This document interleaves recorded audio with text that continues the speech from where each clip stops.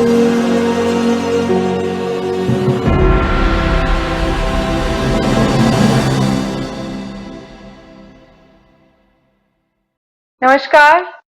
आप सभी का स्वागत है हमारे शो स्वास्थ्य संजीवनी में।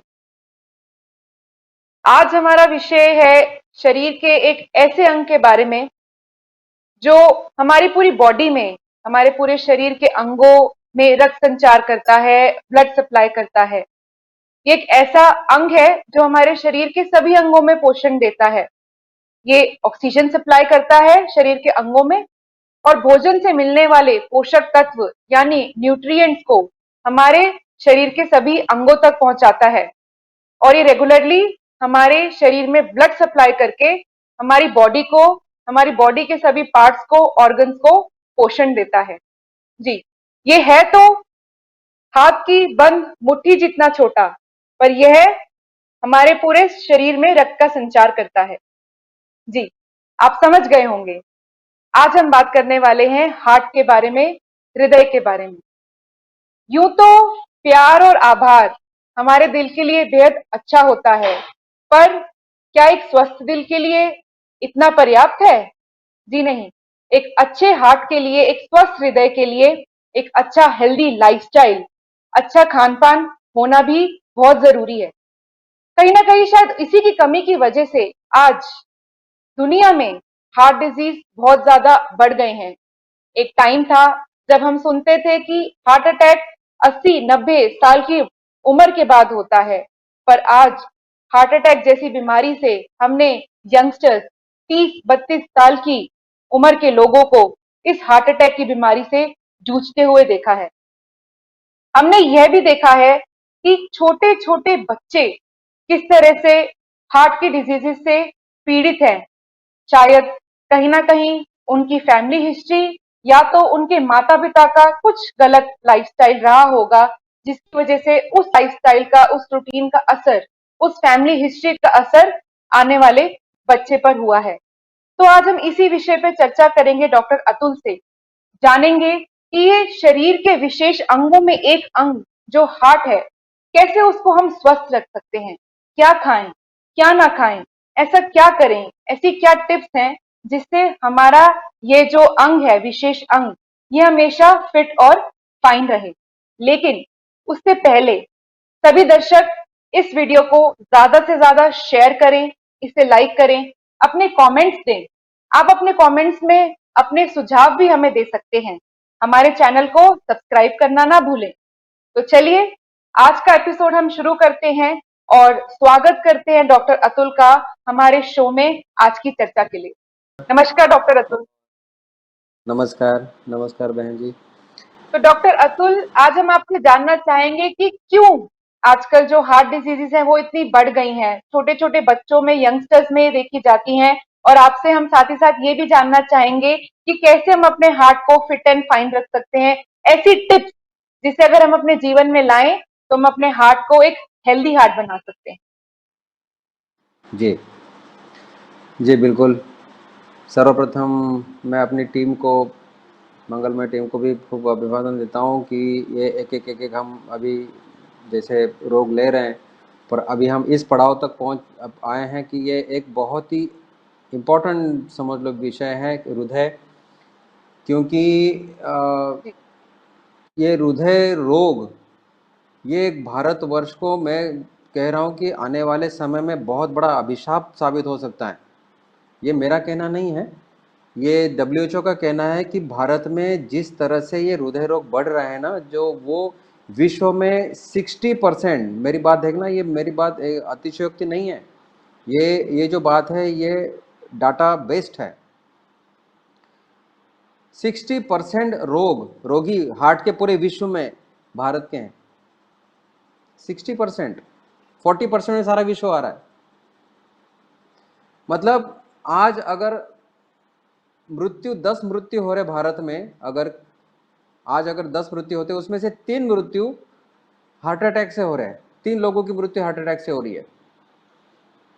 मतलब कितना बढ़ रहा है ये, हम हमारे मतलब अभी दिन ब दिन इतना इसका रेशो बढ़ता ही जा रहा है। पहले 1%, 2%, 10 में से 1, 2, अभी 3, और भी बढ़ता जा रहा है। बल्कि मैं तो ये डाटा में तीन का डाटा तो मैं आपको 5-7 साल पहले का बता रहा हूँ। हो सकता है कि अभी आधा % बढ़ भी गया होगा, कौन पता।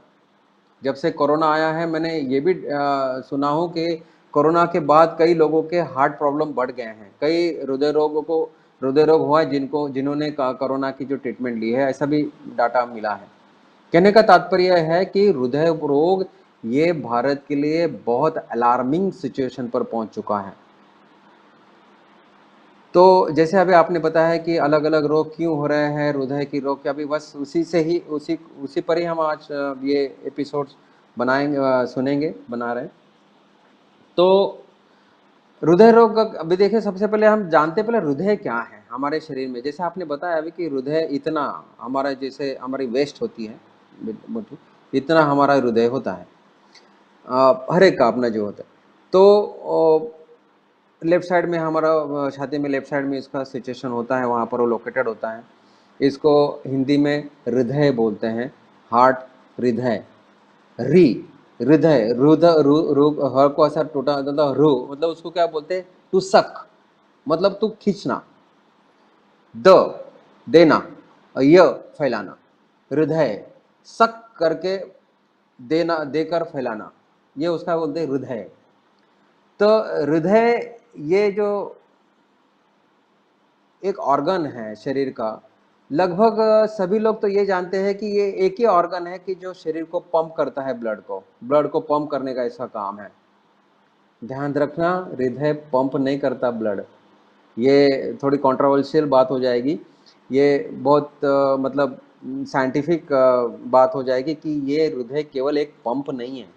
हृदय पंप कभी ब्लड पंप नहीं करता। देखो, अगर मैं आपको बताऊं कि मेरे शरीर में से अगर पूरे रक्त वाहिनियां अगर जोड़ दिया जाए एक दूसरे को अगर जोड़ा जाए तो कितनी लंबी होगी पता है?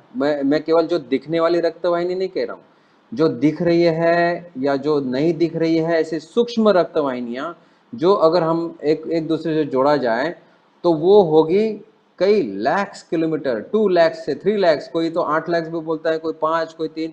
तो मैं तो कहूँ चलो कम से कम अगर पकड़ लिया जाए तो भी 2 लाख किलोमीटर उसका लेंथ हो सकता है।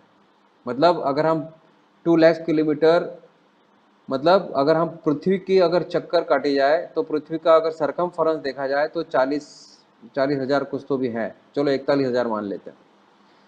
41,000 सरकमफेरेंस है पूरे पृथ्वी का। तो हमारे शरीर में जो रक्त वाहिनी जोड़ दिया जाए तो 2 लाख पे अगर मान लिया जाए तो हम पृथ्वी कितनी बार चक्कर काट सकते हैं हमारी रक्त वाहिनियां। उतने में हमें ब्लड एक एक अंग तक, एक एक आखिरी पार्ट तक हमें पहुंचाना है।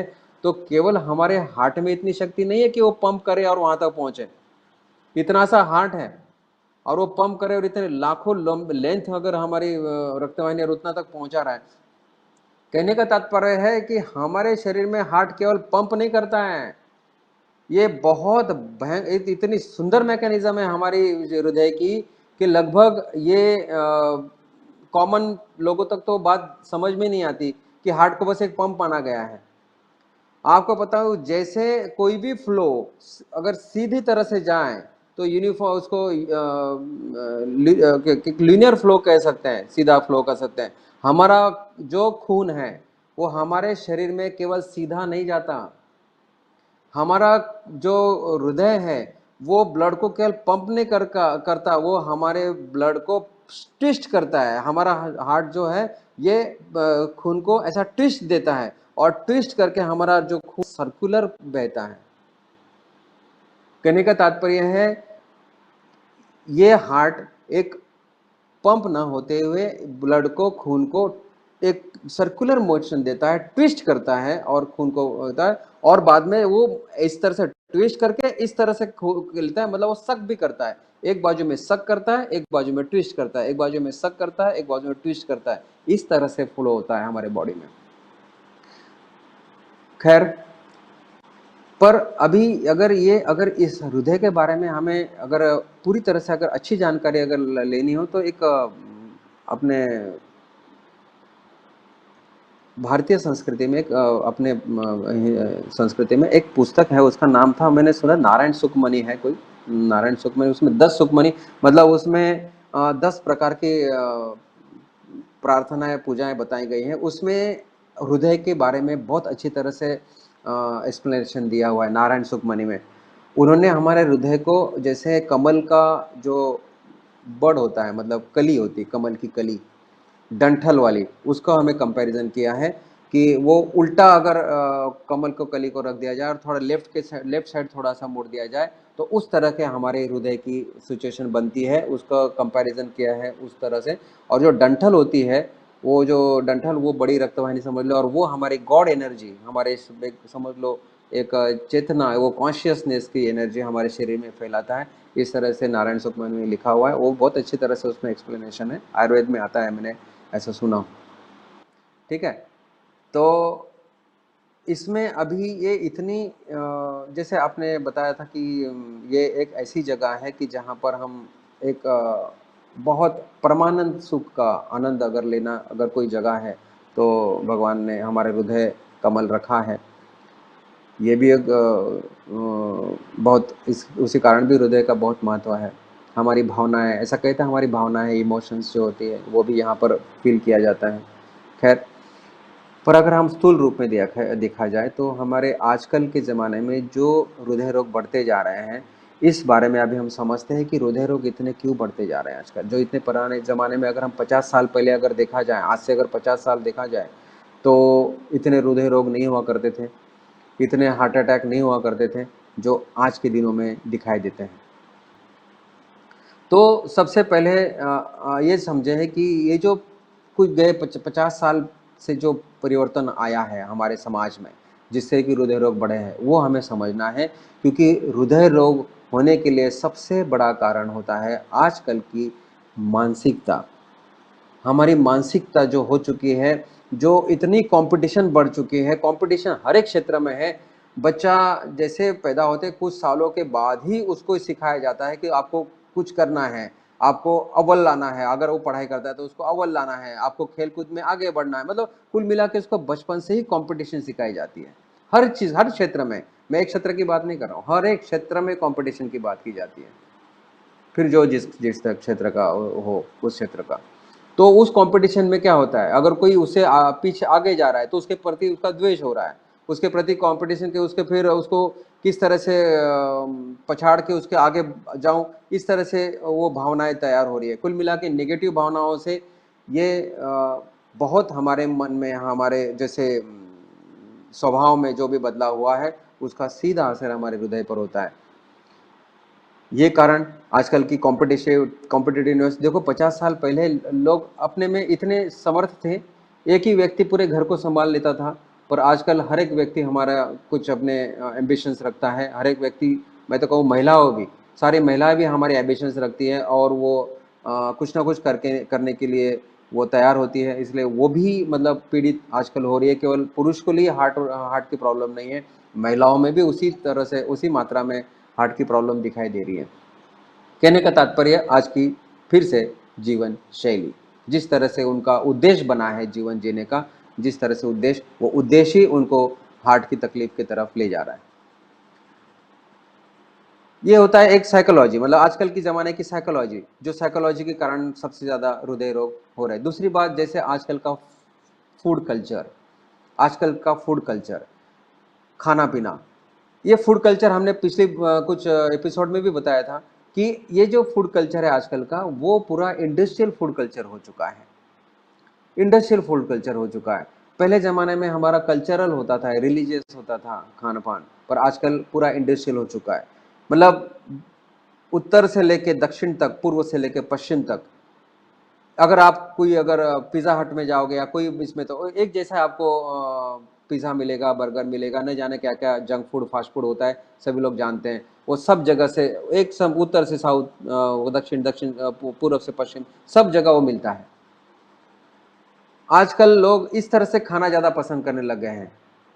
तो इस तरह से होने से क्या होता है कि जो हमारे शरीर में जो न्यूट्रिएंट्स होते हैं, जो हमारे शरीर में कुछ कुछ ऐसे ऐसे न्यूट्रिएंट्स होते हैं जो जाने चाहिए होते हैं, बहुत ज़रूरी होते हैं, वो न होने से जो नहीं जाने होते वो हमारे ब्लड में आने लग जा रहे हैं। और ब्लड के कारण उस नसों के जो अंदर की परतें होती है, हमारे जो नसों के अंदर की परतें होती है, उसको एक तरह से इंजरी करने लग गए हैं। और वो इंजरी करने के बाद हमारे बहुत सारे फिर तकलीफें हमें होने लग गई है।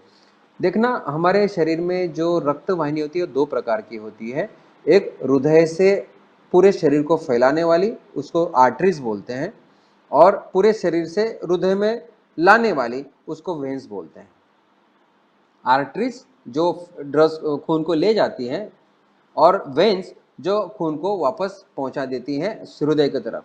जो हमें ऊपर अंगों में जो दिखती है, जो नसें हमारे अंगों पर जो दिखती हैं, वो वेन्स होती है, वो खून ले जाने वाली होती है। पर जो आर्टरीज होती है वो अंदर की साइड होती है, वो बहुत बार दिखाई नहीं देती, मतलब ऊपर से नहीं दिखाई देती। ये जो आर्टरीज होती है उनमें और वेन्स में फर्क क्या है? फर्क यह है कि कोई भी आर्टरी जो खून ले जाती है उसमें 100 टाइम्स प्रेशर ज़्यादा होता है वेन्स से, जो ले जाती है। उसकी जो परत होती है, अंदर की जो परत होती है, उसके ऊपर उस खून का प्रेशर मान लिया जाए तो वो 100 टाइम्स मोर ज़्यादा होता है वेन्स से। तो इसीलिए क्या होता है कि जो आर्टरीज होती है वो ज़्यादातर इंजर्ड जल्दी होती है क्योंकि प्रेशर के कारण, और वहाँ पर ब्लॉक होते हैं। और वेन्स जो होती है, वेन्स में क्या होता है ना कि वेन्स को फ्लो और नीचे से ऊपर वापस फेंकना, हृदय की तरफ ले जाना होता है। तो उसके अंदर वॉल्स होते हैं। वॉल्स क्या करते हैं कि ऊपर गया हुआ खून को वापस ना आ जाए, इसलिए वो वॉल ब्लॉक कर देता है ताकि वो खून ऊपर ही ऊपर जाए। इसलिए आर्टरीज में ज्यादातर ब्लॉक देखे गए हैं जो खून ले जाती हैं। कैरोटिड आर्टरीज, हृदय में जो खून सप्लाई करते हैं वो होते हैं कैरोटिड आर्टरीज, उसको बोलते हैं, उसका नाम है। अब हम थोड़ा भी हृदय के बारे में जानते हैं कि हृदय को भी देखो, हृदय तो एक खून को तो पहुंचा रहा है सारा शरीर में ट्विस्ट करके। अभी उसको चलाने के लिए भी खून चाहिए, उसको भी अपना ब्लड सप्लाई है, ताकि वो उसको ब्लड सप्लाई मिलेगा तभी तो खून हृदय चलेगा। हृदय जिस दिन हम जन्म लेते हैं और हम जिस दिन हम मरते हैं तब तक कंटिन्यूअस चलता है। हो सकता है कि हम अगर पानी ना पिए तो हमारे किडनी को आराम मिल सकता है, अगर हम खाना ना खाएं तो हमारे पेट को आराम मिल सकता है, अगर हम अगर ना खाएं तो हमारे आंतों में भी आराम मिल सकता है, पेट को भी आराम मिल सकता है, हम किडनी को भी आराम दे सकते हैं, हम लीवर को भी आराम दे सकते हैं। हम लगभग हम चले फिरे नहीं आराम करें तो हमारे हाथ पैर सभी को आराम मिल सकता है।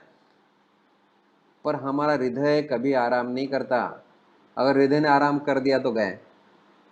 तो इसलिए हमारा हृदय जन्म से लेके मरते दम तक कंटिन्यूअस चलता होता है। तो उसके चलने के लिए जो हृदय का सप्लाई होता है उसको बोलते हैं कैरोटिड आर्टरीज। और वो कैरोटिड आर्टरीज जो होते हैं वो हमारे हृदय को चाहिए होता है 20% सप्लाई, 20% हमारे हृदय को सप्लाई चाहिए होता है, और भगवान ने दिया है 100%, 100%। इसका तात्पर्य क्या? अभी देखना, अभी हम थोड़ा अभी एक्सप्लेनेशन में जा रहे हैं। अभी आप जरा समझना कि हमें तकलीफ कैसी है। अभी देखना कि डॉक्टर्स कैसे आपको इस बारे में कैसा आपको मिसगाइड करते हैं, और मिसगाइड करते हैं। अभी अभी एक एक पॉइंट पे आ रहा हूँ।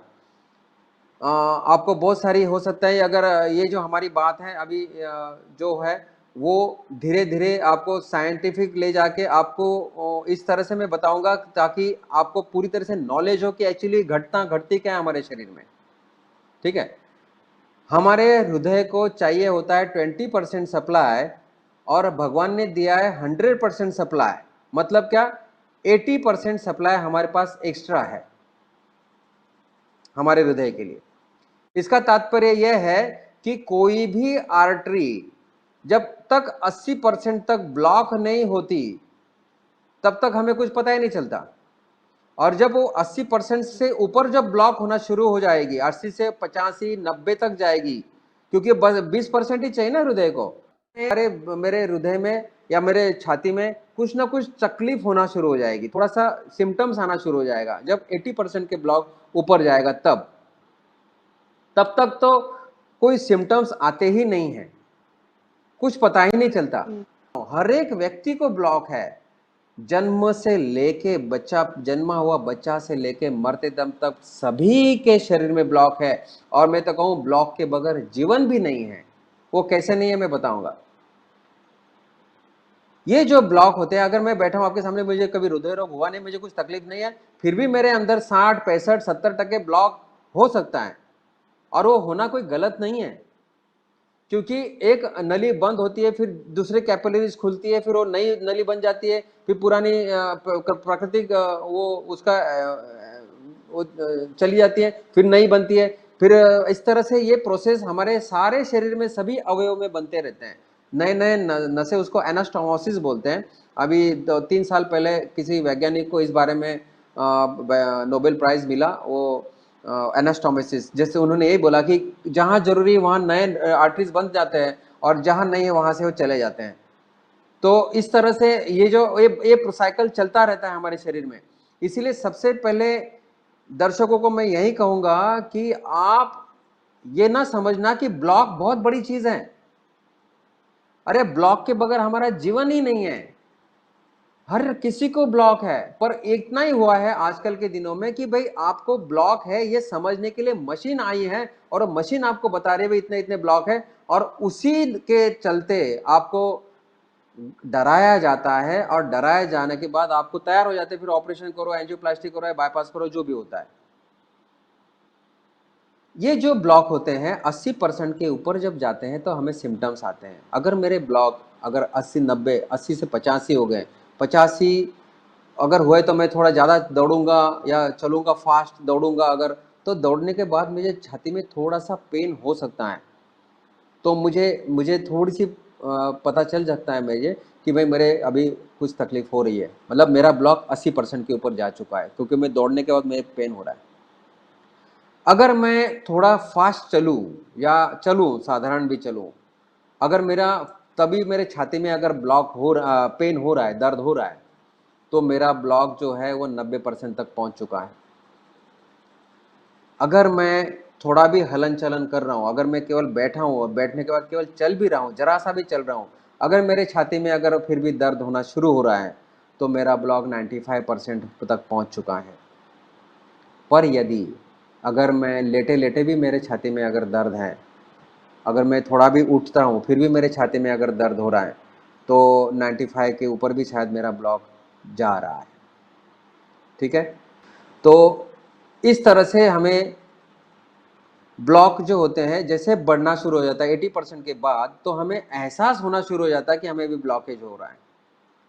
अब देखना, जब मैं हार्ट के बोला ना कि 20% सप्लाई है हमें एक्स्ट्रा है, तो 80% के बाद के ब्लॉक हमें केवल एहसास देते हैं कि हमें तली में तकलीफ है, पर हमारे शरीर में एक बहुत अच्छी नेचुरल प्रोसेस भगवान ने दी है, इतनी सुंदर दी है, उसको बोलते हैं कोलैटरल्स, एनास्टोमोसिस जिसको बोलते हैं।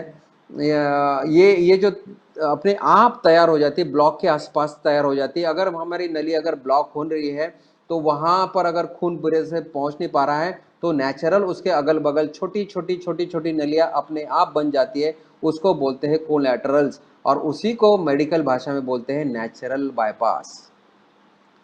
अब मैं एक दर्शकों को एक जरूर कहूंगा, जो जिन दर्शकों को अगर ब्लॉक हुआ हो और डॉक्टर ने उनको बोला है कि आपको 90% है या 80% है या 85% है, जितना भी परसेंट है फॉर एग्जाम्पल, और डॉक्टर ने बोला कि आपको एंजियोप्लास्टी कर लो। ठीक है, तो डॉक्टर क्या कहते हैं, भाई आपका इतना इतना तकलीफ है, आपको एंजियोप्लास्टी कर लो, या तो फिर ज़्यादा ब्लॉक हो 90 ओवर के ऊपर हो, तो आपको 2-3 नली अगर ब्लॉक होती है तो डॉक्टर बोलते हैं बाईपास कर लो। पर एक सिस्टम उनके पढ़ाई में, डॉक्टरों की पढ़ाई में और एक आती है, वो होती है नेचुरल बाईपास। कुछ कुछ थोड़ा सा हमारे खान पान में थोड़ा बदलाव करने से, कुछ थोड़ा सा हमारे लाइफस्टाइल में बदलाव करने से वो नेचुरल बाईपास है। जहाँ मैंने बताया मैं आपको अभी कि जब ब्लॉक होता है तो नेचुरल छोटी छोटी नलियां अगल बगल में खुलना शुरू हो जाती है, और वो खुलने के बाद हमारा सर्कुलेशन फिर से रेगुलर हो सकता है। तो हमारा जो पेन हो रहा है, हमारे छाती में जो दर्द हो रहा है ब्लॉक के कारण, वो तुरंत चला जा सकता है। बस वो करने के लिए आपको सिंपल थोड़ा सा जो बदलाव करना है वो करना होता है, पर वो आपको नेचुरल बाईपास के बारे में कभी नहीं कहेंगे, क्योंकि नेचुरल बाईपास में इकोनॉमी नहीं है, पैसा नहीं है। उसमें आपको केवल थोड़ा खान पान में बदलाव करके आपको ठीक हो सकते हो आप, उसमें उनको पैसा नहीं मिलेगा। पैसा किस में मिलेगा? एंजियोप्लास्टी करने में, एंजियोप्लास्टी के बाद बाईपास करने में। ये करने में वो इकोनॉमी होने के कारण वो ये गाइडेंस कभी नहीं करेंगे डॉक्टर्स आपको कि भाई नेचुरल बाईपास भी हम खोल सकते हैं, हम इस तरह से आपका ब्लॉक खोल लेंगे, या ब्लॉक खोलने की जरूरत नहीं होती, कैपिलरीज आपका खोल लेंगे, कोलैटरल्स जिसको बोलते हैं, नेचुरल बाईपास जिसको बोलते हैं, वो नेचुरल बाईपास खोलने के बाद भी आपका बिल्कुल वैसे ही आप हो सकते हो जैसे आप पहले होते थे, ब्लॉक से पहले। मतलब कोई तकलीफ नहीं, कोई दर्द नहीं, कुछ नहीं, एकदम बढ़िया से। डॉक्टर साहब, आपने एक बहुत बड़ा मिसकंसेप्शन एक आज क्लियर किया है, एक ये गलतफहमी आपने बहुत जो आज क्लियर की है हमारे दर्शकों की, कि लगभग सभी को ये लगता है कि अरे ब्लॉकेज है, ब्लॉकेज है, और सबको मतलब जो डॉक्टर्स हैं आजकल वो डरा देते हैं, और इसके वजह से लोग एकदम हड़बड़ाहट में उनको बोल देते हैं कि ठीक है हमारा आप ऑपरेशन कर दीजिए, सर्जरी कर दीजिए। पर जिस तरह से आपने बताया कि एक नेचुरल बाईपास भी होता है, एक नेचुरल प्रोसेस होता है, थोड़ा सा अगर हम डाइट में इम्प्रूव करें, और जिस तरह से आपने बताया कि ब्लॉक एक नेचुरल प्रोसेस है, बट हाँ अगर ये नॉर्मल 80-90% से ज्यादा अगर 80% क्रॉस करता है तो ये थोड़ा सा तकलीफ देने वाला हो जाता है। तो मुझे लगता है कहीं ना कहीं ये आई ओपनर जो आपने बताई हैं, और ये मिसकंसेप्शन है, बहुत बड़ा गलतफहमी है जो लोगों की क्लियर की है। तो ये ब्लॉकेज वाला तो हम लोग और भी आगे डिस्कस करेंगे, पर उससे पहले डॉक्टर साहब, क्या ऐसा है जिस तरह से आपने बताया कि ठीक है हमारा स्ट्रेस, सबसे पहले स्ट्रेस है हमारी लाइफ में जो हमारा सबसे बड़ा कारण बनता है हार्ट डिजीज का, उसके बाद हमारा जो खान पान है, तो कहीं ना कहीं जिस तरह का आज हमारा लाइफस्टाइल है वो भी हमारी हेल्थ पर इफेक्ट करता है। इस पर आपका क्या कहना है? बिल्कुल। जैसे हमने शुरुआत में बताया कि आजकल का स्ट्रेस बहुत बहुत ज़्यादा कारण बनता है हृदय का। मैंने आपको क्या बताऊँ, कितने उदाहरण ऐसे बताऊँ कि जैसे अभी मैं 2-3 घटनाएँ जो घटित हुई है वो बता देता हूँ, ताकि उस पर से हमें अंदाज़ लगा सकते हैं कि हृदय पर कितनी जल्दी वो उसका इफ़ेक्ट होता है।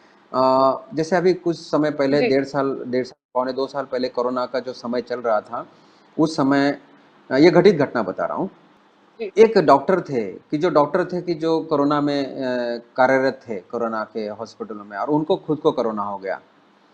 और वो अपने घर में अपने माँ का एक इकलौता बेटा था, जो डॉक्टर सेवा कर रहे थे कोरोना में, उनको कोरोना हो गया। और स्वाभाविक है कोरोना, और वो डॉक्टर होने के बावजूद भी उन्होंने वही दवाई लिया। स्वाभाविक है, उनकी खुद की दवाई ली, और उनकी खुद की दवाई उनको बल्कि नुकसान किया। और वो उतना नुकसान हुआ कि उनको निमोनिया बढ़ गया, इतना निमोनिया बढ़ गया कि उनको एडमिट करना पड़ा। एडमिट करने के बाद आईसीयू में गए, और आईसीयू में गए, स्वाभाविक है, पर निमोनिया बढ़ता ही गया, उनकी ऑक्सीजन लेवल घटती गई, और उनको जो भी रेमडेसिविर और जो दवाइयाँ, सभी जो प्रोटोकॉल था उस तरह से दिया गया, और उनकी उसमें मृत्यु हो गई। अब ये घटना तो घट गई, ठीक है, पर उनकी जो माँ थी, वो वृद्ध माँ थी, 70, जो भी 68-70 साल की जो माँ थी, वो स्वाभाविक है, एकलौता बेटा था, तो बड़ा स्वाभाविक है, प्यारा ही था और डॉक्टर था। तो माँ को, जब वो एडमिट थे या जब से बीमार हो गए थे, तो माँ को केवल बताया गया था कि हाँ वो हॉस्पिटल में नहीं है, घर में नहीं आ पा रहे हैं, जो सेवा है, ऐसा कर करके उनसे थोड़ा झूठ बोल के उनको बताया जा रहा था कि वो सब ठीक चल रहा है, ठीक चल रहा है, इस तरह से। पर जिस तरह से माहौल घर का बन रहा था, माहौल बनते बनते उनको कुछ तो कुछ शंका हुई, माँ को कुछ तो कुछ हुआ है।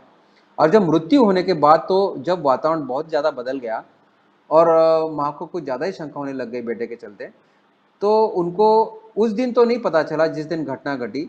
उसके 3 दिन के बाद जब पता चला कि मेरा बेटा नहीं रहा, कोरोना में उसने शरीर छोड़ दिया, तो उसको इतना ज़ोर से अटैक आया, हार्ट अटैक आया, और वो भी वहीं उसका भी देहांत हो गया। अब देखना, ये क्या घटना गई, ये वास्तविकता है। 3 दिन के बाद उसकी माँ का भी देहांत हो गया हार्ट अटैक से। ऐसे कई घटनाएं आपने भी रोजमर्रा जीवन में हम देखते हैं कि भाई उसने एकदम शॉक लग गया, उसको मेंटल शॉक लग गया, एकदम धक्का लग गया, और उसका अटैक होकर मर गया। ऐसे हमने सुने हैं, एक नहीं कई और सुने हैं।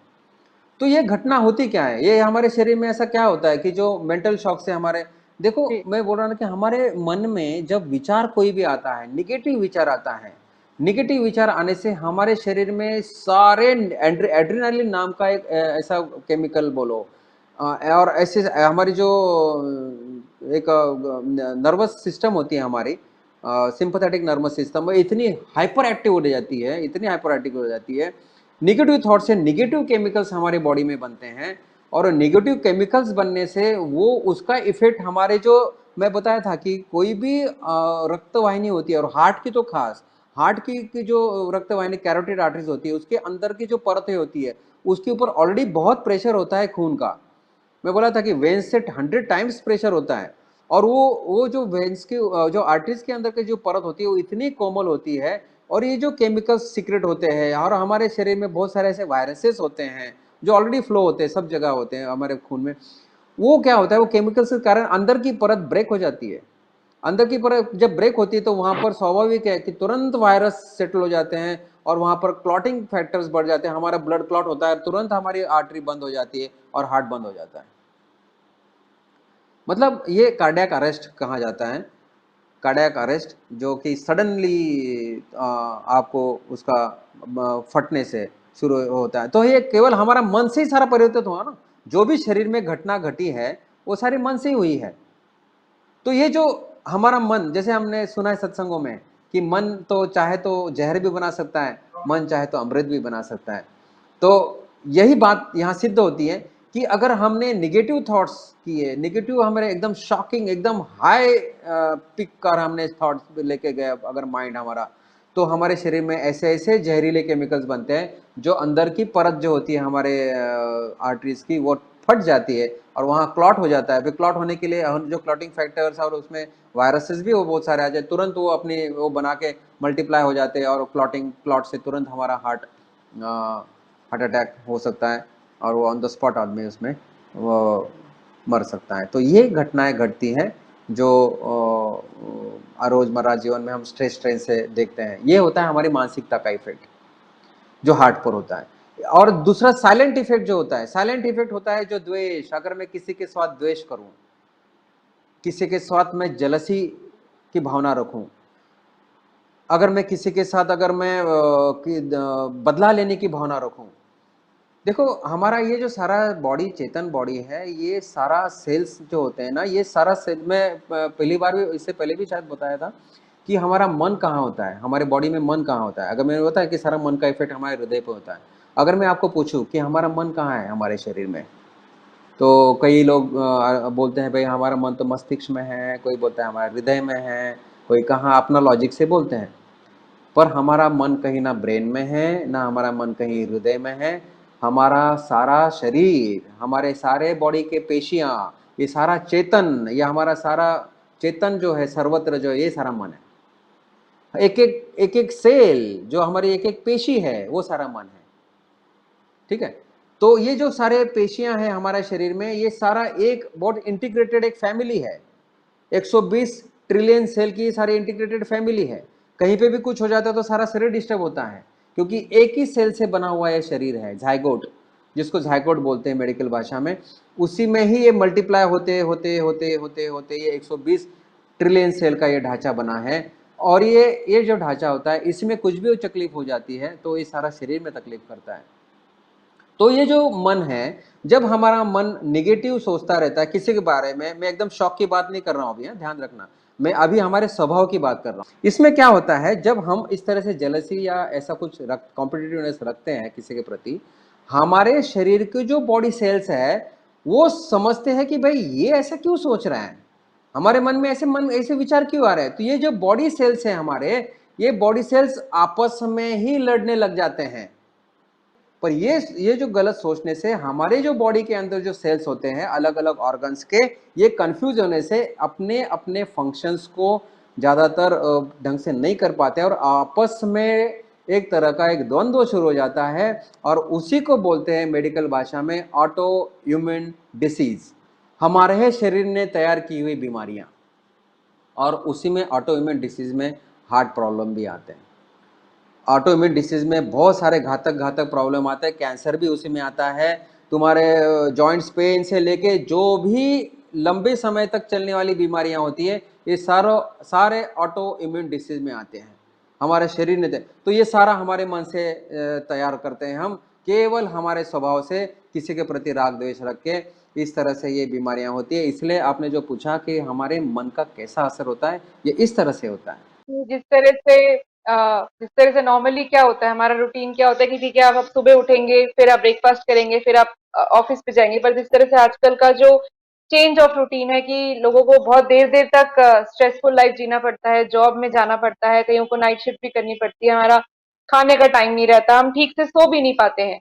हम लोग का लाइफ इतना स्ट्रेसफुल हो चुका है, हमारा रूटीन इतना बिजी है, हम लोग ट्रैफिक में 2-2 घंटे फंसे रहते हैं। अगर मुझे कहीं जाना है तो तो इस तरह का मुझे लगता है जो हमारा बिजी लाइफस्टाइल है जिसमें हम अपने आप के लिए एक रिलैक्स होने का टाइम नहीं निकाल पाते हैं, ठीक से वर्कआउट करने का टाइम नहीं निकाल पाते हैं, सिडेंट्री सा लाइफस्टाइल है, एक जगह बैठ के हम 6 6 7 7 घंटे निकाल लेते हैं, कहीं ना कहीं ये लाइफस्टाइल भी इवेंचुअली, जैसे कि डॉक्टर साहब ने बहुत अच्छे से बताया कि हमारी बॉडी में जो भी नॉन रिसेप्टिव चीजें होती है, बिकॉज हमारी बॉडी की टेंडेंसी है हर चीज को पॉजिटिवली लेने की, तो जिस तरह से हमारी बॉडी नॉन रिसेप्टिव होती है किसी भी नेगेटिव वाइब्स के लिए, किसी भी नेगेटिव लाइक भाव के और स्ट्रेस के लिए, तो उसी के रिस्पॉन्स में शायद बॉडी रिएक्ट करती है, और जिस तरह से डॉक्टर साहब ने बताया कि फिर नेगेटिव केमिकल्स हमारी बॉडी में रिलीज होते हैं और हमारी बॉडी में ही खुद एक ऑटो इम्यून डिजीज होते हैं या फिर इस तरह के हार्ट प्रॉब्लम्स आ जाते हैं। तो जिस तरह से आपने हमें बताया डॉक्टर साहब की जो आर्टरीज है ये ब्लड को हार्ट से पूरी बॉडी में लेके जाती हैं, तो इनमें एक प्रेशर होता है, तो क्या हम इसको ब्लड प्रेशर से रिलेट कर सकते हैं? तो क्या हम ये कह सकते हैं कि अगर इनमें प्रेशर बढ़ता है या कम होता है तो ब्लड प्रेशर की बीमारी होती है? तो या फिर मैं आसान शब्दों में आपसे पूछूं कि ब्लड प्रेशर खुद एक बीमारी नहीं है कि या ये हार्ट की तकलीफ का एक लक्षण है? क्या ये कहना सही होगा? जी। अभी जैसे आपने बताया पूछा कि भाई ये हम हार्ट से संबंधित उसको प्रेशर को रख सकते क्या नहीं। देखो, लो प्रेशर और हाई प्रेशर ये हमारी बॉडी टेंडेंसी के ऊपर होता है। अगर ज़्यादातर महिलाओं में किसी की टेंडेंसी साइकोलॉजिकली अगर डिस्टर्ब होने से प्रेशर लो करने की हो सकती है और किसी किसी की प्रेशर हाई करने की हो सकती है। तो ये बॉडी टेंडेंसी के ऊपर है कि आपकी बॉडी किस तरह से ले जा रही है। पर आखिरकार ज़्यादातर causes of the fluctuation of the pressure, it is psychology. ये साइकोलॉजिकल हो सकता है। और जैसे बाकी थोड़ा सा जो फूड का जो पार्ट आएगा, तो जैसे हम आगे बढ़ेंगे और जो खान पान की बात पर आएंगे या सॉल्यूशन की बात पर आएंगे, उस पर उसका सॉल्यूशन आ ही जाएगा। तो डॉक्टर साहब जिस तरह से आपने बताया कि स्ट्रेसफुल लाइफ की वजह से और हमारी साइकी की वजह से ही इस तरह से हार्ट की प्रॉब्लम्स होती हैं, तो आप हार्ट को फिट रखना फिर इस समय में बहुत जरूरी है, क्योंकि स्ट्रेस तो अगर मेरी जॉब का स्ट्रेस है तो कहीं ना कहीं मुझे उससे जूझना ही पड़ेगा। तो आप क्या हमें सुझाव देते हैं, किस तरह का हमें खाना खाना चाहिए, किस तरह का हमें एक्सरसाइज करना चाहिए कि हमारा हार्ट फिट रहे, अगर थोड़ा मुझे स्ट्रेस होता भी है तो उसको वो बियर कर सके? ऐसा क्या हम लोग का लाइफस्टाइल होना चाहिए, खान पान या एक्सरसाइज होना चाहिए जिससे हमारा हार्ट फिट रहे और इस तरह के एक्सर्शन को वो बेयर कर सके? जी, बिल्कुल। ऐसे बहुत सारे चीज़ होती है कि जो नेचर ने हर जगह दी है, बहुत सारी चीज़ों में फाइबर्स वगैरह, ऐसा फाइबरस फूड दिया है। और जगह बहुत सारे ऐसे जो दिया है कि वो से हमें सेवन करें तो प्रॉपर न्यूट्रिशन मिले। प्रॉपर प्रॉपर न्यूट्रिशन हर जगह का ज़रूरी है। अ, सभी सेल्स को ज़रूरी है। हार्ट के लिए भी ज़रूरी होता है, पर हार्ट पर लोड ना पड़े, हार्ट पर कोई भी चीज़ का लोड ना हम्म। पड़े अगर इस तरह से हमने फूड इंटेक किया तो ज़्यादा होगा। क्योंकि देखो, जो भी हम खाना खाते हैं वो इजीली डाइजेस्टेबल हो तो ज़्यादा अच्छा है। दूसरी बात, आजकल का जो खान पान है वो ज़्यादातर एसिडिक है। एसिडिक मतलब उसकी जो हम्म। पीएच वैल्यू होती है वो ज़्यादातर एसिडिक है। और हमारा जो बॉडी है वो ज़्यादा देखो अल्कलाइन है, या तो न्यूट्रल तो कम से कम हम्म। होना ही चाहिए। पर आजकल का जो फूड हैबिट्स है, लोगों का जो आजकल का फूड हैबिट्स है वो ज़्यादातर एसिडिक हो चुका है। मतलब जो भी हम खाना खा रहे हैं उससे ज़्यादातर उसकी पीएच वैल्यू ज़्यादातर एसिडिक है। अरे हम पानी भी जो पी रहे हैं ना, आजकल का जो पानी भी पी रहे हैं वो भी एसिडिक है। अगर आप उसका पीएच वैल्यू देखो तो बिलो 7 आ रहा है। एक्चुअली वो होना चाहिए 8 8.5। खैर, ये अभी लोग ज़्यादा थोड़ा समझने लग गए हैं कि अल्कलिटी क्या होती है, एसिडिक क्या होता है। पर कुल मिला के भोजन भी अल्कलाइन होना चाहिए। अगर जो एसिडिक होने से हमारे पूरा ब्लड में एसिडिक लेवल बढ़ती है, एसिडिक लेवल बढ़ने से हमारे हार्ट को ज़्यादा मशक्कत करनी पड़ती है, ज़्यादा हार्ट। और वो भी एक कारण होता है कि वेसल्स पर जोर पड़ने का।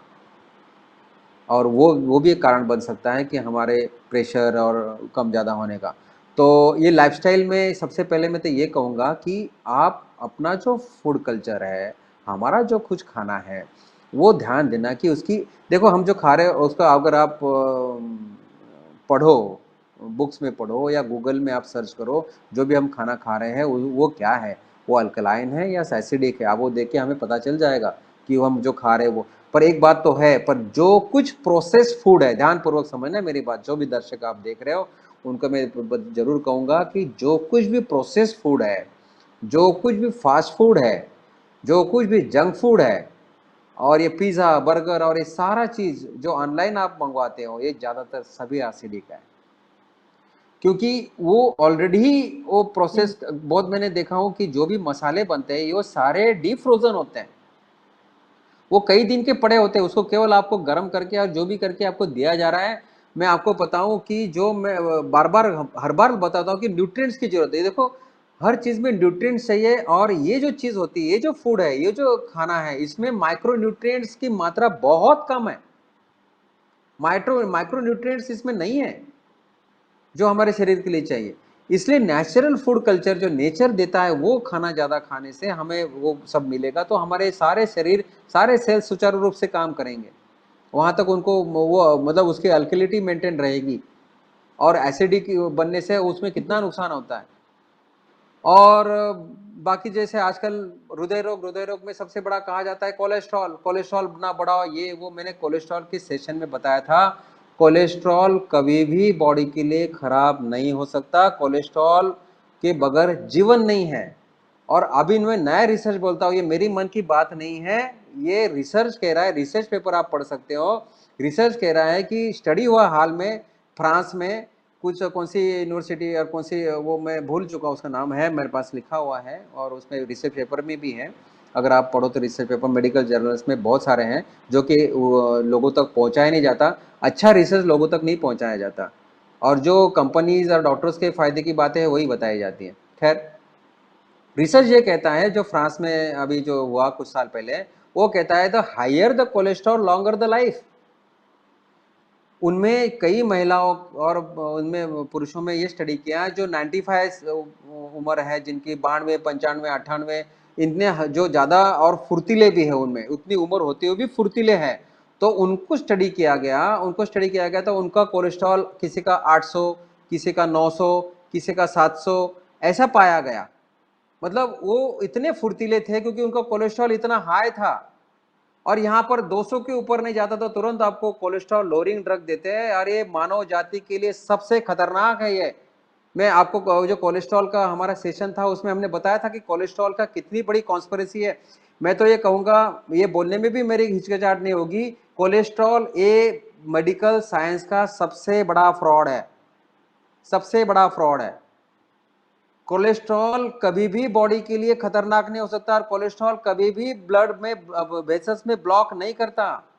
अगर उसकी अगर प्रोसेस समझाऊं तो उसमें समझ जाएगा मेरा, या तो हो सकता है कि हम अगले भाग में, अगर हम अपना अगले भाग में हम जो डिसीज लेंगे, कैसे ब्लॉक होता है वो हम लेंगे, तो उसमें आपको मैं डिटेल में बताता हूं कि ब्लॉक कैसे होता है। कोलेस्ट्रॉल ध्यान रखना, जितना भी जनता सुन रही है मेरी बात, एक से नहीं, जो कोलेस्ट्रॉल लोअरिंग ड्रग ले रहे हैं, जो कोलेस्ट्रॉल कम करने के जो दवाएं ले रहे हैं, उन तक पहुंचाना। कोलेस्ट्रॉल लोअरिंग ड्रग सबसे खतरनाक दवा है, उसी से ही डायबिटीज हो रहा है, उसी से ही मस्तिष्क की बीमारी, याददाश्त कम हो रही है, उसी से ही चिड़चिड़ाहट हो रही है। वो क्यों हो रही है, मैं समझाऊं आपको क्या। साइंटिफिक ये बात होती है कि कोलेस्ट्रॉल हमारे शरीर में जो सेल्स होती है, हमारी पेशियां, उसका जो आवरण होता है, उसको बोलते हैं सेल मेम्ब्रेन। वो सेल मेम्ब्रेन हमारे कोलेस्ट्रॉल बनाता है। और जब वो हम कोलेस्ट्रॉल लोअरिंग ड्रग लेते हैं, देखो हमारे यहाँ से ऊपर, गले से ऊपर हमारा जो मस्तिष्क है, हमारा जो ब्रेन है, 25% हमारे बॉडी का कोलेस्ट्रॉल हमारे ब्रेन को लगता है, 25%। और वो क्या करता है, बहुत बार अपना कोलेस्ट्रॉल खुद ही बना लेता है ब्रेन, पर उसको कम पड़ता है तो स्वाभाविक बॉडी से भी लेता है, पर यहाँ पर एक बैरियर भी लगा लेता है, ब्लड, ब्रेन ब्लड बैरियर, ताकि वो कोलेस्ट्रॉल हमारे बॉडी में नहीं, क्योंकि ब्रेन को बहुत ज़्यादा काम करना पड़ता है, मस्तिष्क में बहुत ज़्यादा हार्मोन्स भी बनते हैं, और उसको काम करना पड़ता है, तो उसको कोलेस्ट्रॉल मेंटेन करना पड़ता है। अगर वहाँ का कोलेस्ट्रॉल लोअरिंग ड्रग ले रहे हो और आपका कोलेस्ट्रॉल कम हो रहा है, तो आपकी याददाश्त और आपकी चिड़चिड़ाहट, क्योंकि वहाँ के सेल्स मरेंगे, वो सारा सेल्स का अगर वो फंक्शन कम हो जाएगा, मस्तिष्क की प्रॉब्लम शुरू हो रही है आजकल, इसलिए लोग चिड़चिड़ाहट हो रहे हैं, न जाने हमारे गुस्से में क्या से क्या कर देते हैं और कितने बड़े बड़े क्राइम भी कर देते हैं। कोलेस्ट्रॉल हमारे शरीर में बहुत जरूरी है। कोलेस्ट्रॉल की जो दवा होती है, उसको एक्स कैटेगरी ड्रग में डाला गया है। एक्स कैटेगरी ड्रग मतलब क्या, वो दवा गर्भिणी को नहीं दी जाती। अब वो दवा गर्भिणी को क्यों नहीं दी जाती है, क्योंकि जो गर्भ बन रहा है पेट में माँ के, वो कोलेस्ट्रॉल, उसकी जो सेल्स बन रही है सारे कोलेस्ट्रॉल के कारण बन रही है। आपको मैं बताऊं, अंडा अंडा अगर आप देखा हो, एक पीला पार्ट होता है, एक व्हाइट पार्ट होता है। जो पीला पार्ट होता है, जब अंडे को पर्टिकुलर अगर हम टेम्परेचर में रखते हैं तो उसमें से जीव पैदा होता है अंडे से। वो अंडे से जीव पैदा होता है, कैसे होता है कि जो येलो पार्ट होता है वो तो न्यूट्रिशन होता है, जो अंदर बच्चा पनपता है उसके लिए। पर जो व्हाइट पार्ट होता है, 62% जो व्हाइट पार्ट होता है जो अंडे का, वो सारा कोलेस्ट्रॉल होता है और उसी से जीव पैदा होता है। और कोलेस्ट्रॉल कोई बाहर से आने वाली चीज नहीं है, हमारा खुद का लीवर कोलेस्ट्रॉल बनाता है। और जो चीज हमारा शरीर खुद बनाता है वो नुकसान कैसे हो सकता है? तो ये एक बहुत बड़ा मिथ है, इतना बड़ा मिथ है ये मेडिकल साइंस का कि क्या बताओ, हमारी बात बहुत लोग स्वीकार नहीं करते, क्योंकि आज तक उनके मन में जगह जगह पर एडवर्टाइज दिखा है, लो कोलेस्ट्रॉल, कोलेस्ट्रॉल ये फलाना, कोलेस्ट्रॉल ये कोलेस्ट्रॉल। अरे कोलेस्ट्रॉल के बगैर जीवन नहीं है। Higher the cholesterol longer the life. और मैं नहीं कहता हूँ, और डॉक्टर BM हेगड़े जो जिनको पद्म भूषण मिला है, जो साइंटिस्ट लेवल के हैं, उनके भी लेक्चर्स में आप सुनो, वो खुद कहते हैं कि जिनका 300 के अंदर कोलेस्ट्रॉल दे शुड वरीड, 300 के नीचे कोलेस्ट्रॉल दे शुड वरीड, 300 के ऊपर होते they should relax, they will live longer life. ऐसा वो बोलते हैं अपने लेक्चर्स में। वो तो इलिटरेट नहीं है, वो तो साइंटिफिक लेवल के लोग हैं, वो व्यक्ति हैं, उनको पद्म भूषण मिला है, तो वो तो कम से कम ऐसी बात नहीं कह सकते। पर जो डॉक्टर्स है अपनी इकोनॉमी के लिए, या जो परंपरा, मेडिकल परंपरा, आप अगर पूछोगे भाई कोलेस्ट्रॉल अगर अच्छा है तो डॉक्टर कोलेस्ट्रॉल लोअरिंग ड्रग क्यों दे रहे हैं, ये मेडिकल परंपरा है। जैसे मेडिकल परंपरा क्या बैठी है, कोई भी व्यक्ति हमारे घर में आए तो उसको चाय बना के पियो, भाई चाय देना चाहिए, कहीं ग्रंथों में नहीं लिखा है, पर ये हमारी परंपरा बन बैठी है। इसी तरह से मेडिकल साइंस में क्या है, कोलेस्ट्रॉल ज्यादा है, कोलेस्ट्रॉल लोअरिंग ड्रग दे दो। अरे उसके पीछे साइंस तो समझो आप। कोलेस्ट्रॉल जिसने भी ये थेरी जगत के सामने रखा, वो समझो आपकी वो किस तरह से रखा है। डॉक्टर एंसल कीज नाम का जो एक साइंटिस्ट था, उनको सौंपा गया था अभी हार्ट की तकलीफें क्यों बढ़ रही है समाज में, देखो सारे जगत में देखो। तो अमेरिका, उन्होंने बहुत सारा फंड उनको रिलीज किया और उन्हें 25 देशों में घूमे, 20 साल का उन्होंने, या ज़्यादा 15-20-22 साल का उन्होंने स्टडी किया। और उन्होंने स्टडी करने के बाद उनको क्या पाया उन्होंने, कि ऐसे कई देश थे कि जिनमें कोलेस्ट्रॉल ज़्यादा था फिर भी कोई हार्ट प्रॉब्लम नहीं था। पर जो ज़्यादा जो ज़्यादा डेवलप कंट्रीज थे, जैसे फ्रांस, जर्मनी, USA, UK, ऐसे जो बड़े बड़े कंट्रीज थे, जो ज़्यादा डेवलप कंट्रीज थी, वहाँ की लाइफस्टाइल तो अलग थी, वहाँ की साइकोलॉजी भी लोगों की अलग थी। पर उन्होंने चार्ट बना दिया, भाई इनके यहाँ कोलेस्ट्रॉल ज़्यादा है इसलिए हार्ट प्रॉब्लम ज़्यादा है। तो उन्होंने जगत के सामने ये रख दिया कि भाई कोलेस्ट्रॉल ब्लॉक करता है और ये हार्ट प्रॉब्लम कॉज करता है। उन्होंने ऐसा जगत के सामने थ्योरी रख दी, और वो थ्योरी चल रही है हमें सबके सामने। ये एक बहुत बड़ा, एक अगेन आपने एक मिथ, बहुत बड़ा आई ओपनर जो बात बताई है कि कोलेस्ट्रॉल का कहीं भी हार्ट डिजीज से लेना देना नहीं है। आपने जिस तरह से बताया, cholesterol, more the cholesterol longer is the life. तो इसका मतलब अगर कोलेस्ट्रॉल किसी की बॉडी में ज्यादा है तो इसका मतलब ये नहीं है कि उसे हार्ट डिजीज की प्रॉब्लम हो सकती है। तो इस तरह के काफी मिथ आज जो डॉक्टर अतुल ने हमारे सामने क्लियर किए, जो काफी आई ओपनर रहे। और जाहिर सी बात है, ये मेरा भी अनुभव रहा होगा, आप सभी का पर्सनल एक्सपीरियंस रहा होगा कि इस तरह की बातें एक नॉर्मल जो डॉक्टर है, अगर हम हॉस्पिटल या उसके क्लिनिक जाते हैं, वो नहीं बताता है। वो सीधा हमें कुछ चीजें ऐसी बताता है और हमें दवाई दे देता है जिसको हम ले लेते हैं बिना सोचे समझे, ये सोच के कि ये डॉक्टर है तो ये सही राय ही देगा। तो ये चर्चा तो हमारी आगे भी जारी रहेगी डॉक्टर अतुल के साथ। आज जो डॉक्टर अतुल हमारे साथ जुड़े उसके लिए बहुत बहुत धन्यवाद उनका।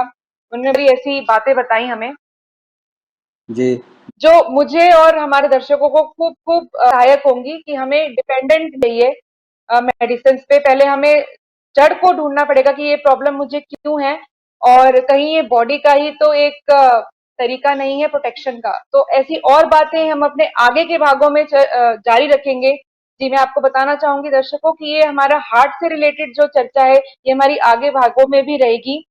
आज के लिए बस इतना ही। मेरी और पूरी मंगलमय टीम की तरफ से आप सभी को नमस्कार।